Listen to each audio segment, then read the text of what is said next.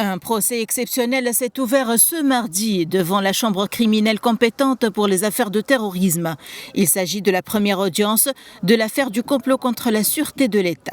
La salle d'audience était bondée d'avocats, mais aussi de militants et de membres des familles des détenus, brandissant des affiches et scandant des slogans critiquant l'exploitation de la justice dans le cadre de cette affaire et ont appelé à préserver les droits et les libertés. Ils ont exigé la présence physique des détenus supposés participer à distance.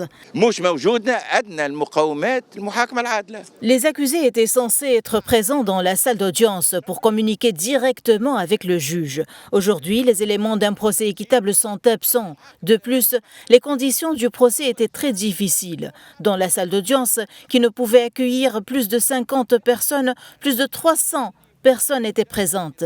C'est pourquoi nous exigeons aujourd'hui un procès équitable, dans de bonnes conditions. Ce qui s'est passé aujourd'hui est un crime contre les procès et confirme que le dossier et les procès sont vides de leurs éléments.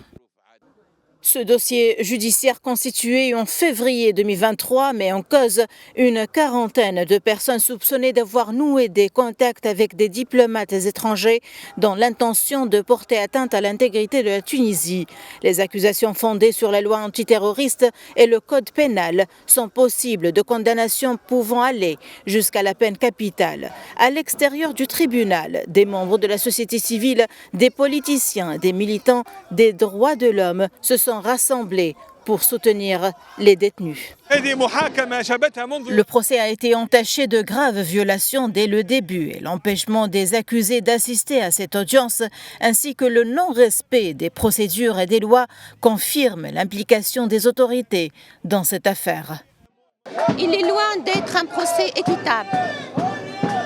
Le caractère public du procès est l'une des conditions d'un procès équitable. Parmi les personnalités incriminées figurent des opposants politiques, des avocats, des militants, des journalistes, des dirigeants de médias, d'anciens hauts responsables sécuritaires, ainsi qu'en paraîtront libres. D'autres ont été emprisonnés ou condamnés dans le cadre de différentes affaires. Les journalistes ont été autorisés à assister à l'audience, mais sous réserve de respecter des restrictions strictes concernant la couverture médiatique.